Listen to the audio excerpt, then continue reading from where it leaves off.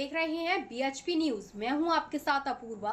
देश दुनिया की हर बड़ी खबर, हर अहम अपडेट और हर मुद्दे की सटीक जानकारी लेकर हम हाजिर हैं। आइए शुरू करते हैं आज की प्रमुख खबरें। के अन्नामलाई ने अपने इस्तीफे के बाद कहा कि उन्होंने 4 दिसंबर को ही पार्टी को इसके बारे में सूचित कर दिया था। उन्होंने बताया है कि पिछले 18 महीनों से बीजेपी नेताओं के साथ मतभेद चल रहे थे और चुनावी जिम्मेदारियां पूरी करने के बाद उन्हें पार्टी छोड़ने के लिए कहा गया। எத்தனையோ பிரச்சனைகள் நான் பாரதிய ஜனதா கட்சியில் இணைந்த பிறகு எல்லா தலைவர்களும் பெரும் ஒத்துழைப்பு தான் இருந்தும் தனியா போகணும், உள்ளாட்சி தேர்தலில் தனியா போகணும், தமிழ்நாட்டினுடைய அடையாளத்தோடு பாரதிய ஜனதா கட்சி இருக்கணும், தமிழ்நாட்டினுடைய அடையாளம் மிக முக்கியம் என்பதற்காகத்தான் அன்னைக்கு தலைவர் திரு ஜே பி நட்டா அவர்கள் நிறைய பேர்த்துக்கிட்ட பேசி நாம உள்ளாட்சி தேர்தல் தனியா போகணும், அதே போலதான் லோக்சபா தனியா போகணும். ஏதோ தனிப்பட்ட முறையில் எனக்கும் இன்னொரு கட்சிக்கும் பிரச்சனை இல்லைங்க.